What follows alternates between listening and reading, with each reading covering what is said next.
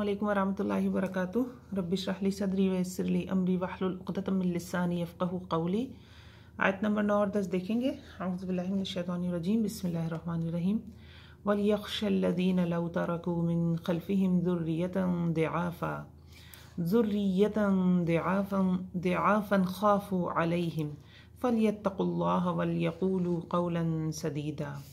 वलयख़शल्लज़ीन, और चाहिए कि डरें वो लोग, लौ तरकू, अगर वो छोड़ जाएं, मिन खल्फ़िहिम ज़ुर्रिया, अपने पीछे औलाद कैसी, दिआफ़ा, कमज़ोर। क्या बात हो रही है? पीछे बात हो रही थी तकसीम की, माल की तकसीम की, यतीम का माल ना खाने की तरगीब दी जा रही थी। तो बात यहाँ क्या बताई जा रही है कि जब इंसान किसी दूसरे का हक खाता है या स्पेशली किसी यतीम का माल खा रहा है, किसी यतीम का हक खा रहा है, तो उसमें इम्पॉर्टेंट चीज़ क्या है? तो उसमें इम्पॉर्टेंट चीज़ ये है कि उस माल को जो कोई शख्स छोड़ गया है और अब उसके यतीम बच्चे बच्चियों का है, उस माल को हड़प करने वाला इंसान ये सोचे कि अगर इस शख्स की जगह मैं मर जाता और ये मेरा माल होता जो मेरे बच्चों में तकसीम हो रहा होता और कोई और आके डंडी मारता और इस माल को खाने की कोशिश करता, तो क्या होता? तो जहाँ पीछे बात की गई कि यतीमों को माल प्रॉपर तरीके से तकसीम किया जाए और उनके माल को नाहक ना खाया जाए और उनकी माल किसी शख्स का इंतकाल हो जाता है और उसके माल की तकसीम हो रही है, तो दूसरे कोई कमज़ोर से मुराद कोई गरीब ख़ानदान के बच्चे आके खड़े हो रहे हैं जिनके पास माल की कसरत नहीं है, तो आप उस माल में से जिसमें उनका हिस्सा नहीं भी बनता, आप रजामंदी के साथ, जो वारिस हैं उनकी रजामंदी के साथ थोड़ा माल उनको भी दे दें। तो इसमें कहा जा रहा है कि अपने आप को उस जगह खड़े करके सोचेंगे, अगर आप अपने पीछे ज़ुर्रियतन दिआफ़ा, कमज़ोर औलाद छोड़ जाएं और फिर कोई उनका माल नाहक खाए तो आपको कैसा लगे? तो आप भी किसी दूसरे का माल नाहक ना खाएं। ख़ाफ़ू अलैहिम, तो डरते हो इन पर, इनके बारे में, यानी अपनी औलाद के बारे में तो इतना खौफ होता है इंसान को कि हमारे बच्चों के साथ कोई नाइंसाफ़ी ना हो, लेकिन दूसरों का माल खा जाते हैं। कैसे? बातिल तरीके से। फ़लियत्तक़ुल्लाह, और बस चाहिए कि डरें अल्लाह से। वलयक़ूलू क़ौलन सदीदा, और चाहिए कि बात करें दुरुस्त और महकम बात करें, दुरुस्त बात करें। अब इसमें किसी से वसीयत करने के हवाले से भी माना लिए जाते हैं। मुफस्सिरीन ये भी बयान करते हैं कि कोई गलत वसीयत कर रहा है तो उसकी वसीयत सही करवाई जाए। अब वसीयत और विरासत में क्या फ़र्क है? थोड़ा सा कॉन्सेप्ट है और इसमें कुछ डिफरेंट आरा मौजूद हैं। मैं आपको बताना चाहूँगी जो मेरे इल्म में है, वो सारी ही जो मुख्तलिफ मुफस्सिरीन ने बयान किए हैं, क्या क्या आरा पाई जाती हैं।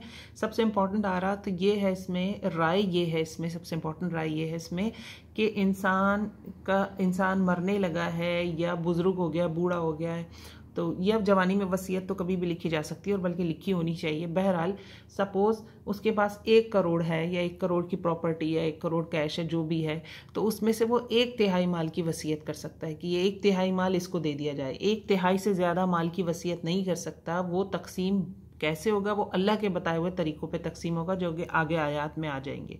तो 1/3 की कहाँ से कॉन्सेप्ट निकलता है? बुखारी में एक हदीस मौजूद है कि एक सहाबी थे और वो अपने माल की वसीयत करना चाहते थे, तो आप सल्लल्लाहु अलैहि वसल्लम से उन्होंने डिस्कस किया कि मैं इतने माल की वसीयत कर दूं, तो आप सल्लल्लाहु अलैहि वसल्लम ने कहा कि नहीं, आधे की बात हुई, फिर आधे से भी 1/3 पे बात हुई और फिर कहा कि 1/3 से भी कम की वसीयत करो तो ज़्यादा बेहतर है। मुराद वो सहाबी को आप सल्लल्लाहु अलैहि वसल्लम उनको ये मशवरा दे रहे थे कि इतने माल को तो तुम अपनी मर्ज़ी से बता जाओ कि कहाँ देना है, लेकिन बाकी माल छोड़ जाओ, जो तुम्हारे अक़रबीन है यानी औलाद है या वालिदैन जो भी होंगे, तो वो उनको उसी तरीके से मिले जो अल्लाह रब्बुल इज़्ज़त ने बताया। तो इस बुनियाद पे कहा जाता है कि 1/3 से ज़्यादा माल की आप खुद वसीयत नहीं कर सकते, वो विरासत में जाएगा, तरके में जाएगा, तकसीम होगा। दूसरी राय ये मौजूद है, कुछ उलमाए कराम ये कहते हैं कि वो जो सहाबी थे, वो उनका एक पर्टिकुलर केस था, वो बहैसियत मशवरा आप सल्लल्लाहु अलैहि वसल्लम उनको फरमा रहे थे कि आप ऐसे कर लो। उसूलन ये है कि वसीयत आप अपने माल की कर सकते हैं, वसीयत आप अपने माल की 1/3 से भी ज़्यादा की कर सकते हैं। तो वो ये दलील देते हैं कि औलाद होती है आपकी। अच्छा, अब ये आप सल्लल्लाहु अलैहि वसल्लम की एक और हदीस है कि वसीयत वारिसों के हक़ में नहीं है, यानी आपका वो माल है, 1/3 माल की आप वसीयत करने लगें तो आप वो वसीयत अपने बच्चों के हक़ में नहीं करेंगे, या जो भी वारिस आपके हैं उन वारिसों के हक में नहीं करेंगे, क्योंकि वारिसों के लिए तो अल्लाह ने खुद ही आगे बता दिया कि किसको कितना देना है। अब इस पे भी कुछ उलमा कराम दूसरी राय ये मौजूद है, वो कहते हैं कि वारिसों से मुराद यहाँ ये थी कि जो नॉर्मल कंडीशन है उनमें वारिसों को तो अल्लाह ने पहले दे दिया कि बेटे का इतना, बेटी का इतना, माँ को इतना मिलेगा, बाप को इतना मिलेगा। मुराद इससे ये है कि रिश्तेदारी की बुनियाद पर वसीयत नहीं करेंगे, क्योंकि कभी ऐसा होता है आपकी कोई औलाद बहुत छोटी होती है, अभी आपने बड़े बच्चे थे उनको पढ़ा लिखा भी दिया, शादी भी कर दी, अब आपका एक छोटा बेटा है, अब उसको तो जब तकसीम होगा माल आपका तो वैसे ही मिलेगा कि बेटे को 2 हिस्से, तो सारे भाइयों को बराबर का हिस्सा मिलेगा, लेकिन उन सबके तो फ्यूचर भी बन चुके हैं, वो एजुकेशन भी हासिल कर चुके हैं, अभी छोटे बेटे ने पढ़ना भी है, वो कहाँ से अपनी फीसें देगा।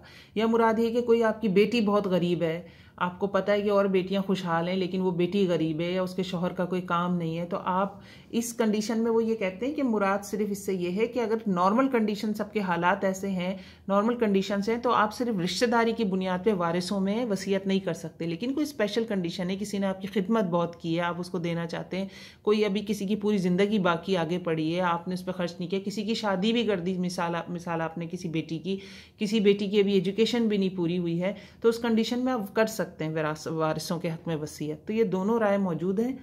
तो बहरहाल हमें जो पढ़ाई गई वो यही थी कि 1/3 माल से ज़्यादा की वसीयत ना की जाए, बस उतने ही माल की, और वो भी किसको की जाए जो वारिस ना हो, उनके अलावा किसी को दी जाए कि फ़ला मदरसे में इतने पैसे दे दीजिएगा, या मेरे कोई ये वाला काम है इसके लिए पैसे हैं, ये इतने पैसे मेरे मरने के बाद वहाँ दे दिए जाएँ।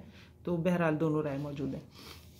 इन्नल्लज़ीना याकुलूना अम्वालल यतामा ज़ुल्मा, बेशक वो लोग जो खाते हैं माल यतीमों का जुल्म के साथ, इन्नमा याकुलूना फ़ी बुतूनिहिम नारा, बेशक वो खाते हैं अपने पेटों में आग, वसयस्लौना सईरा, और अनकरीब वो दाखिल होंगे भड़कती हुई आग में। अब मेराज पे आप सल्लल्लाहु अलैहि वसल्लम को बाकायदा दिखाया गया कि चंद लोग हैं जिनके जो मुंह है ना, जैसे ऊँट के होंठ होते हैं ना, ऐसे उनके होंठ हैं, और फरिश्ते वो होंठों को उनके खोलते हैं और आग के जलते हुए अंगारे उनके मुंह में ठूंस देते हैं, और फिर वो उन अंगारों को निगलते हैं और तकलीफ से चिल्लाते हैं, बिलबिलाते हैं। तो आप सल्लल्लाहु अलैहि वसल्लम ने पूछा ये कौन है, तो उन्होंने कहा ये वो लोग हैं जो यतीमों का माल खाते थे। तो यहाँ जो आ रहा है ना, याकुलूना फी बुतूनिहिम नारा, कि वो खाते हैं अपने पेटों में आग। अब देखिए ये नाहक माल खाने की कितनी सख्त सज़ा है, ख़ास करके यतीम के हवाले से, पिछली सारी आयात चल रही हैं उसी हवाले से। तो इसमें बड़ी बहरहाल एहतियात की ज़रूरत है। अगर कोई ऐसा आ जाता है, गरीब है, मिस्कीन है, और किसी तरह से आप उसकी किफ़ालत कर रहे हैं या आपके हिस्से में आ गए, तो बहुत मोहतात होने वाली बात है। अब गवर्नमेंट पे भी जो टैक्स कलेक्ट करती है, जो ज़कात बैंकों से काटी जाती है, उसमें बहुत बड़ा हिस्सा यतीमों का होता है, यतीमों का, मसाकीन का। वो उन तक पहुँचता है नहीं पहुँचता, जो अल्लाह का हिसाब है ना वो बड़ा परफेक्ट है। तो हमें बहुत इस्तिग़फ़ार करनी चाहिए, बहुत बस अल्लाह के सामने तौबा ही करता रहे बंदा, अपनी इस्लाह के लिए दुआएं करता रहे, और बेशक कोशिशें भी करनी चाहिए हमें, कोशिश के बगैर तो कोई चीज़ हासिल नहीं हो सकती। तो बहुत ख़तरनाक जो है ना ये मामला है, और बहुत मगन है। बहरहाल हम सभी बड़े मगन हैं। अल्लाह रब्बुल इज़्ज़त आसानी करे हम सब के लिए। अस्सलाम वालेकुम व रहमतुल्लाहि व बरकातुहू।